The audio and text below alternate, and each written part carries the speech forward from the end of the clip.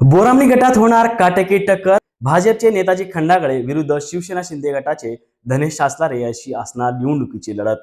बोरामणी जिल्हा परिषद गटातून येणारी आगामी निवडणुकी केवळ उमेदवारीची नव्हे तर राजकीय वर्चस्वाची लढाई ठरणार आहे. भाजपचे मातबर नेते नेताजी खंडागळे आणि शिवसेना एकनाथ शिंदे गटाचे आक्रमक उमेदवार धनेश आचलारे यांच्यात काटेकी टक्कर रंगणार असल्याचे चित्र सध्या तरी दिसत आहे. भाजपकडून नेताजी खंडागळे हे अनुभव, संघटन बळ आणि मजबूत कार्यकर्त्यांची फळी घेऊन मैदानात उतरले आहेत. केंद्र व राज्यातील सत्तेचा फायदा, विकासाचा दावा ही त्याची प्रमुख ताकद मानली जात आहे. बोरामणी गटात भाजपने गेल्या काही वर्षात तयार केलेली मजबूत मतपेटी खंडागळ्याच्या बाजूने जाण्याची शक्यता नाकारता येत नाही. तर दुसरीकडे शिवसेना एकनाथ शिंदे गटाचे धनेश आचलारे हे स्थानिक प्रश्न, थेट जनसंपर्क आणि आक्रमक प्रचार शैलीच्या जोरावर निवडणुकीच्या रिंगणात उतरले आहेत.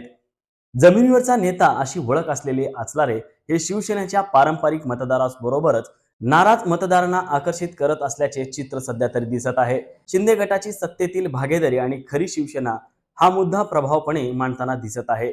बोरामणी गटात यंदा जातीय समीकरणे, स्थानिक विकासाचा हिशोब, कार्यकर्त्यांची ताकद आणि पक्षांतर्गत नाराजी हे घटक निर्णायक ठरणार आहेत.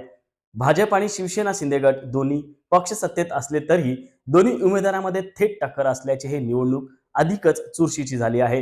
राजकीय जाणकाराच्या मते मतांची विभागणी, अपक्षांची भूमिका आणि शेवटच्या टप्प्यातील प्रचाराची आक्रमकता निकालाची दिशा ठरवणार आहे.